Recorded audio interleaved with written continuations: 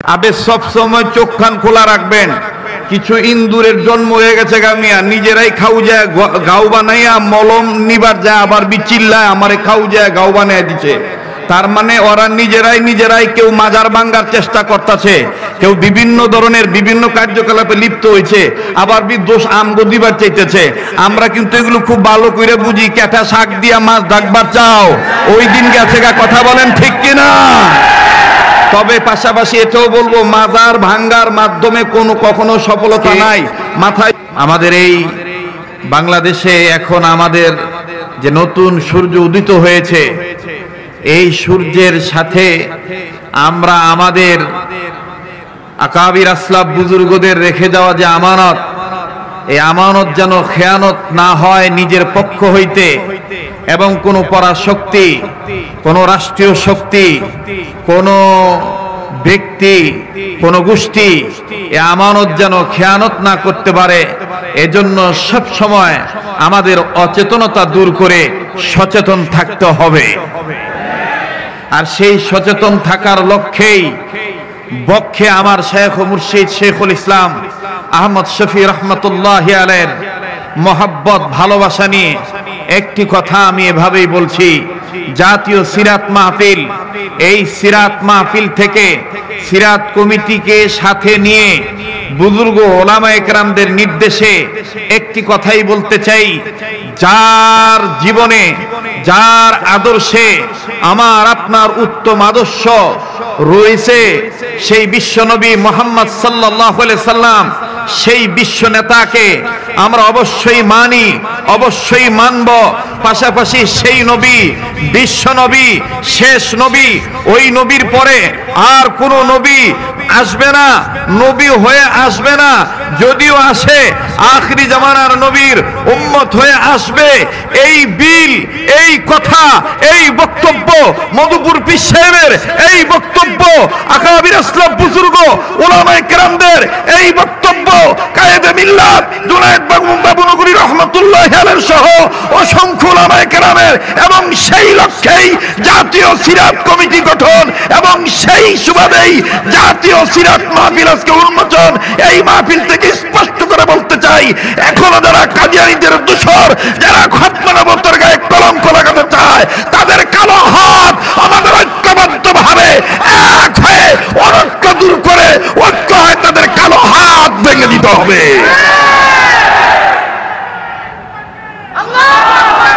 মুহতারাম হাজিরিন, সময় আমার এতটা ভালো লেগেছিল, আমার আগে যে ভাই আলোচনা করেছেন, আমি মনে করি আমাদের কথার চাইতে জাতির এই ক্লান্তি লগ্নে আমাদের এই অরুণ তরুণ প্রবীণ মুসাল্লাম মুহাক্কিক বুজুর্গ এবং শিক্ষণীয় যাদের কাছ থেকে আমরা কিছু পাই, আমার ছেলেরা, আমার ভাইয়েরা পায়, তাদেরকে সময়, আমাদের চাইতে তাদের সময় দেওয়া অনেক ভালো, এবং তাদের দ্বারা আমার সহ জাতির অনেক উপকার হবে। কথা বলেন ঠিক কিনা?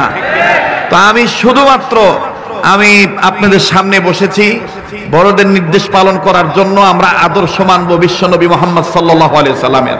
বলেন কার আদর্শে আদর্শবান হব? বিশ্বনবী মুহাম্মদ সাল্লাল্লাহু আলাইহি ওয়াসাল্লাম। এখানে যেহেতু সকলেই আমরা ছোট বড় কওমি মাদ্রাসার ছাত্র, আমরা আমাদের উস্তাদদের কাছ থেকে শিখেছি, বড়দের কাছ থেকে জেনেছি, বুঝেছি, মেনেছি, সেই অনুপাতে আমল করার চেষ্টা করতেছি। ভাই, মাদ্রাসা শিক্ষা ব্যবস্থা সফল হবে, ভাই আমার আপনার আন্দোলন সফল হবে, ভাই আমার আপনার এই চিল্লাচিল্লি সফল হবে, বিফল হবে না। সেটা তিনটা জিনিস যদি আমাদের ঠিক থাকে, নাম্বার 1 বৈশিষ্ট্য, নাম্বার 2 আদর্শ, নাম্বার 3 উদ্দেশ্য। বৈশিষ্ট্য হতে হবে এলেম এবং আমল। এলেম যা অর্জন করেছি আমি সেই অনুপাতে আমল করব। আমার ভাইরা, আর আদর্শ একমাত্র জনাবে মুহাম্মদ রাসূলুল্লাহ সাল্লাল্লাহু আলাইহি সাল্লামের জীবন আদর্শকে নিজের জীবন আদর্শ বানাবো, ওই আদর্শে আদর্শবান হব। পাশাপাশি সাহাবায়ে কেরামের জামাতকে আমরা মেনে নেব। এক কথায় আহলে সুন্নাতুল জামাতের অনুসারী আমরা হয়ে থাকব। 3 নম্বর হলো উদ্দেশ্য। উদ্দেশ্য এলেম অর্জন করার কি হবে, আমল করার উদ্দেশ্য কি হবে, সিরাত মাহফিল করার উদ্দেশ্য কি হবে, আমরা আলেমদের সোহবতে থাকবো তার উদ্দেশ্য কি, আমার আমাদের উদ্দেশ্য একটাই, মাদ্রাসায় যারা পড়বো, মাদ্রাসায় যারা পড়াবো, যারা দ্বীনের কথা বলবো, যারা দ্বীনের কথা শুনবো, যে কোনো কাজ আমরা করব, আমাদের উদ্দেশ্য একটাই, নিজে জাহান্নামের আগুন থেকে বাঁচবো, গোটা জাতিকে জাহান্নামের আগুন থেকে বাঁচানোর আপ্রাণ চেষ্টা করব। এই তিনটি কথা যদি আমরা মনে রেখে সামনে আগাইতে পারি, ইনশাআল্লাহুল আজিজ আমাদের সফলতা আসবে। কাজেই আমি আমার দুর্বলতা প্রকাশ করে বলছি, আমি আল্লাহর কাছে সর্বপ্রথম বলি, আল্লাহ, অতীতে যত গুনাহ করেছি আমার গুনাহগুলি আপনি মাফ করে দেন। ভাই, যদি কারো গুনাহ থাকে আমার সাথে বলতে পারেন, বলেন না আমিন। আল্লাহ, আপনি আমাকে সহ আমাদের প্রত্যেকের অতীতের গুনাহগুলি মাফ করে দেন। আল্লাহ, আপনি আমাকে সহ আমাদের প্রত্যেকের বর্তমান জীবনের ভুল ত্রুটিগুলি সংশোধন করে দেন। আল্লাহ, আপনি আমাকে সহ আমাদের প্রত্যেকের ভবিষ্যৎ জীবনকে আলোকিত করে দেন। মুহতারাম হাজিরিন, সর্বশেষ কথা আমার, আমরা যদি সাকসেস হতে চাই, সফল হতে চাই, বিশ্বনবী মুহাম্মদ সাল্লাল্লাহু আলাইহি সাল্লামের সুন্নতের অনুসারী হতে হবে, সুন্নতওয়ালা উম্মত হতে হবে। তাহলে আমরা আজকে জাতীয় সিরাত থেকে, এই সিরাত মাহফিল থেকে একটা স্লোগান দেই, সুন্নত আছে যেখানে আমরা আছি। আস্তে কথা কয়, সুন্নত আছে যেখানে আমরা আছি, সুন্নত আছে যেখানে আমরা আছি। ওই ঢাকাবাসী লোক একটা কথা কই, ঢাকায় বাসায়, আবে সব সময় চোখ কান খোলা রাখবেন। কিছু ইন্দুরের জন্ম হয়ে গেছে গামিয়া, নিজেরাই খাও যায় গাও বানাইয়া, মলম নিবার যায় আবার বিচিল্লায় আমারে খাও যায় গাও বানাইয়া দিচ্ছে। তার মানে ওরা নিজেরাই কেউ মাজার ভাঙ্গার চেষ্টা করতেছে, কেউ বিভিন্ন ধরনের বিভিন্ন কার্যকলাপে লিপ্ত হয়েছে, আবার দোষ আমগো দিবার চাইতেছে। আমরা কিন্তু এগুলো খুব ভালো করে বুঝি। ক্যাটা শাক দিয়া মাছ ডাকবার চাও, ওই দিন গেছে গা, কথা বলেন ঠিক কিনা?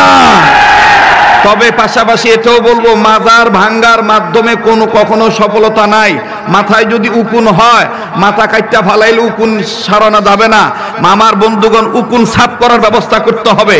কোনো মাজারে যদি গান্দার আসর জমে থাকে, কোনো মাজারে যদি বাবা ট্যাবলেটের আমদানি রপ্তানি হয়ে থাকে, কোনো মাজারে যদি নারী পুরুষের যৌথ জিকির আজগারের ব্যবস্থা হয়ে থাকে, তাহলে আমরা এই জাতীয় সিরাত মাহফিল থেকে স্পষ্ট করে জাতিকে জাতীয়ভাবে জানায় দিতে চাই, আমরা আল্লাহওয়ালাদের হুকুম অনুসারে ওই শিরিক বিদআত থেকে নিজে মুক্ত থাকব, জাতিকে মুক্ত রাখার চেষ্টা করব। কিন্তু আমরা কোনো হাঙ্গামা করে আমরা আমাদের আল্লাহর পক্ষ হইতে পাওয়া দ্বীন ইসলামকে কলুষিত করতে দেব না।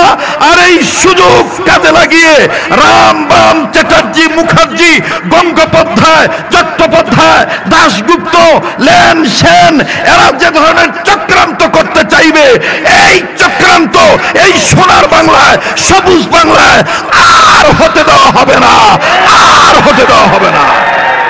মুহতারাম হাজিরিন, পরিশেষ কথা হলো, আমরা সকলেই সুন্নতাল উম্মত হব। সুন্নত আছে যেখানে আমরা আছি, বলেন না, সুন্নত আছে যেখানে আমরা আছি। তাহলে আমি এখান থেকে দুটি কথা বললাম। এক নাম্বার, কাদিয়ানীদের অমুসলিম ঘোষণা করতে হবে। আস্তে কথা বলে, কাদিয়ানীদের অমুসলিম ঘোষণা করতে হবে। কাদিয়ানীদের অমুসলিম ঘোষণা করতে হবে। আমার ভাইরা, নবীর পরে নবী নাই সংসদে, এটা দেখেন তো কে কে আসতে বলে। যে আসতে বলবে মনে করবেন অহনো ভিত্তে ঝামেলা রয়ে গেছে গা। নবীর পরে নবী নাই, নবীর পরে নবী নাই। মাশাআল্লাহ। দুই নম্বর হইল, ওই নবীকে মোহাব্বত করার লক্ষ্যে আমরা সব সময় সুন্নত ওয়ালা উম্মত হয়ে থাকবো ইনশাআল্লাহ।